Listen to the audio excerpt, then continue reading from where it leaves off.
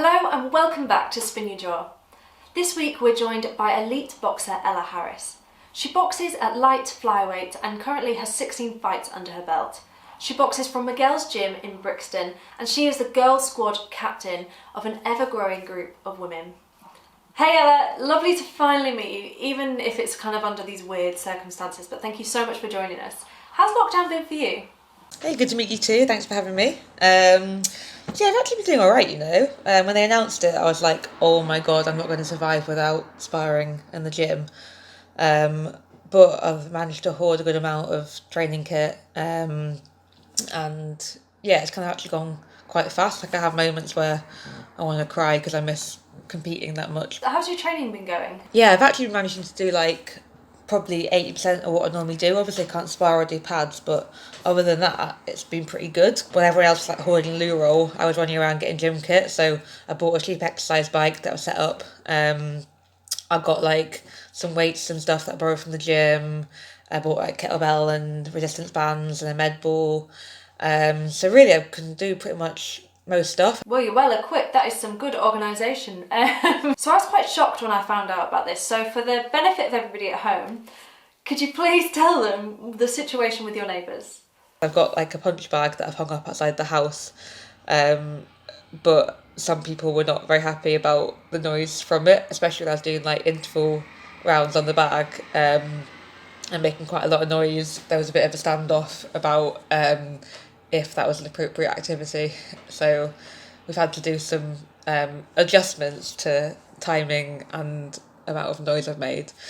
But yeah, other than that, I'm managing to get most of my training in. I'm doing my interval sessions, doing my bag work, doing my weight sessions, like doing plyometric circuits and stuff. So if anything, my fitness is probably better at the minute because I'm recovering better between training sessions because I'm not having to like get on the tube and run around town. So the last thing I would do is tell somebody who's hitting the bags full pelt to keep the noise down. It's a brave move. Yeah, I know, it was crazy with the complaints about the bag. I couldn't believe it either. I was just there doing my session, having a really good session actually. I was just come to the end of it. I was doing a 9 minute or nine 1 minute intervals as a finisher, like max effort. And then I just like saw this neighbour who'd like gathered some other neighbours to come with her and complain. And it really threw me. I was like, what? How could someone complain about this thing that I love so much? Did you manage to come to an agreement with the neighbours, or do they just sit and stare at you out of their windows now? You've got to keep the peace at the minute, haven't you, with lockdown, so I've tried to be very accommodating. It's a shame they can't get involved really, but you know, social distancing. So how long have you been boxing for now? Yes, I've been boxing properly, kind of competitively and seriously for about 4 years.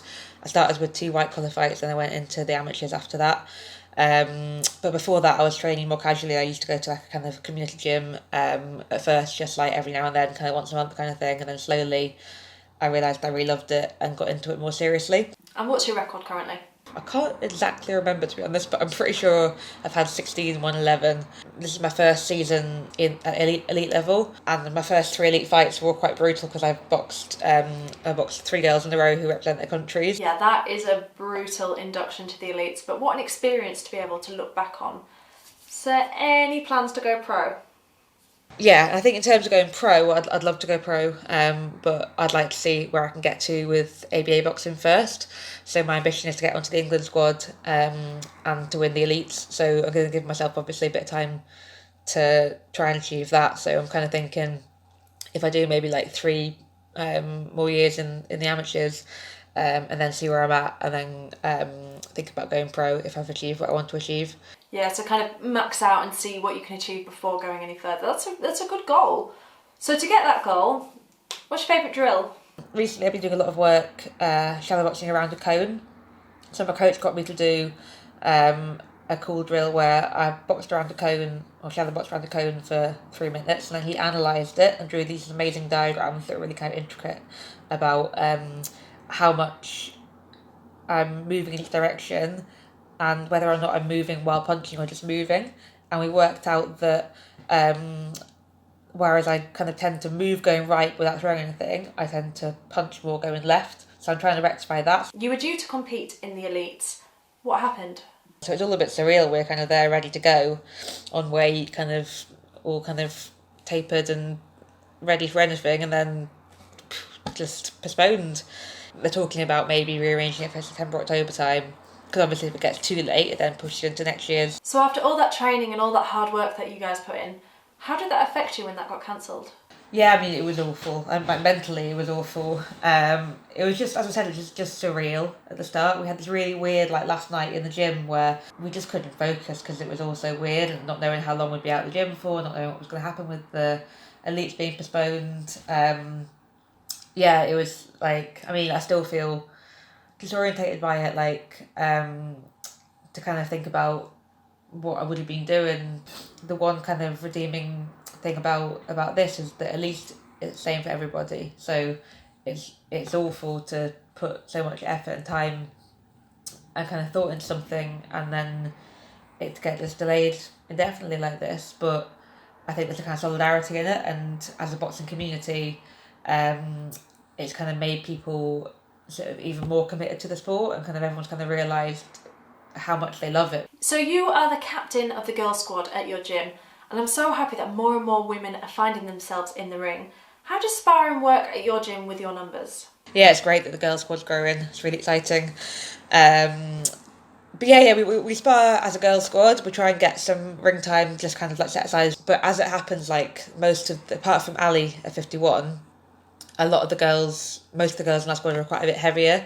So sometimes it's more appropriate for us to spar with the guys anyway. But yeah, like we'll spar anyone, to be honest. Like I spar with Kieran, who's national champion at 86, and I'm 48 kilograms. So there's always something to learn from sparring anybody. It's good for the guys and the girls to spar together because the guys respect you more afterwards. Like when they see that actually you can get the better of them, it kind of changes how they think about women's boxing, and that's really positive. And that is definitely something that we need more of. One of the junior guys who was at the gym, I sparred with him one time, and after he put a nice thing on Instagram up saying, "Oh, I just sparred with development champion Ella in the gym, like brilliant boxer," and it was so nice because I feel like when I was 14, guys my age would have at that point found it difficult to kind of talk about a woman as being kind of sort of superior to them in a kind of physical capacity, whereas this kid like didn't find it a problem to be kind of sort of in awe or sparring with a more experienced female boxer. So that was really encouraging for me to see the boys coming through who will be proud to spar with elite level boxers who happen to be women. And that for me is just, I love to see it and I love to hear it, and it means that we are making a difference and we are changing attitudes towards female boxers. So because the elites were cancelled, you and your coach decided to do something incredible for Refuge. Tell us a little bit about that. My coach Kate wanted to do something for it, and she texted me saying, "What can I do 26 of?" And I said, "Well, what about bag rounds? I could do that with you. We both got boxing bags at home. We could do 26 rounds on the bag," which at the time seemed like a very sort of achievable amount of rounds. I thought, oh yeah, I do that all the time in training sessions. 26 rounds isn't that long. But actually it was long, and it took like nearly 3 hours. Like I burnt like a lot of calories. So I'd like made weight all week, weighed in the morning like I would do for a fight. I was 47.7, so perfect. Got my full boxing kit on, did my wraps, went to my bag, so it felt like a real fight, which was great because that was the same weekend that the Elite Nationals would have been. And what made you choose Refuge to donate to?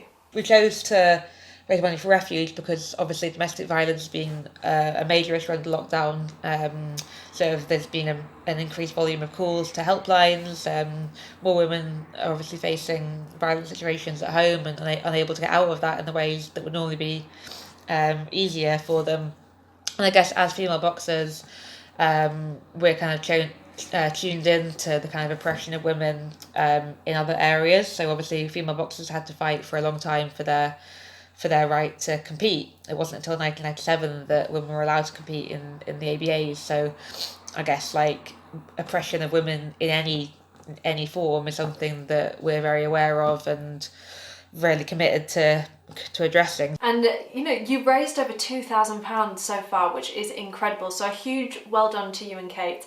And I hope your neighbours chipped in. So here's a question I ask all boxers when I meet them. After a fight, what is your go-to food? Now, before you say it, I've had some very disappointed answers.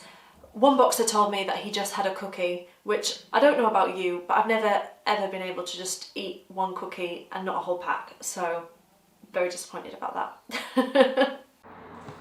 Yeah, one cookie is not going to cut it. Like, especially after a fight, my sort of self-control on food goes out the window, so I would not be stopping at one cookie.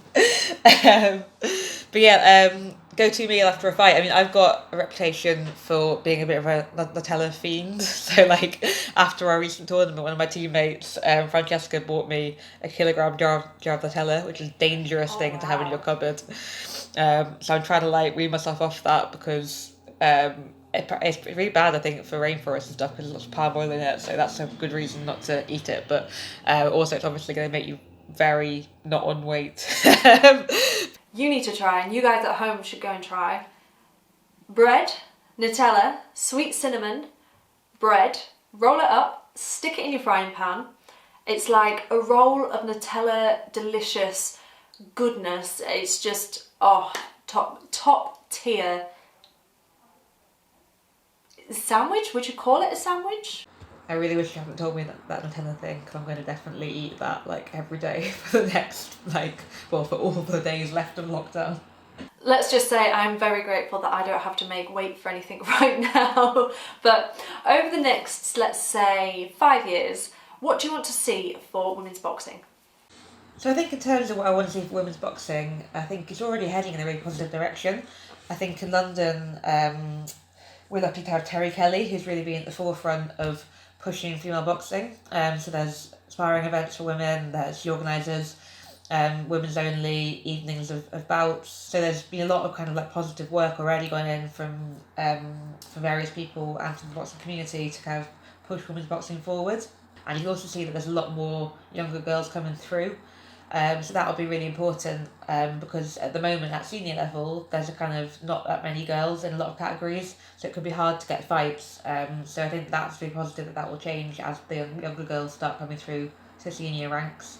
I think one thing I'd like to see to develop women's boxing even further is some kind of funding available for women to be able to travel to fights, because it's a lot harder to match women locally than it is to match men. Like, there's a finite amount of women on the boxing scene, especially at my weight, at the lower end of the weight spectrum, and at the higher weights.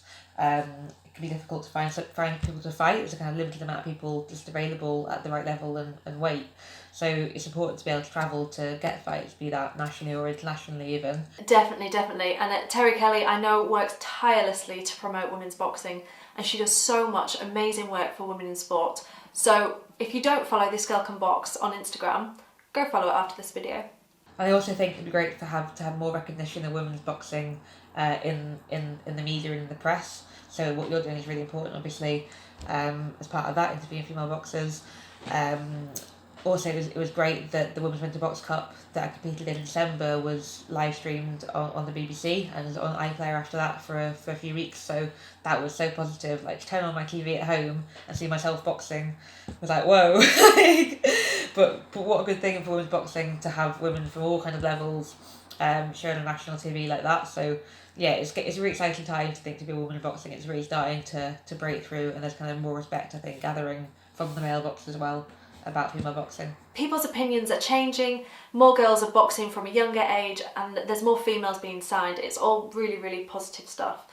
Ella, thank you so much for joining us. I really appreciate you bringing your experience and your knowledge over to Spin Your Jaw. I'm also very excited and a little bit scared to come down to the gym and train with you. So I'll see you then. And that's all from me. Thank you for joining me, and I will see you on the next episode of Spin Your Jaw.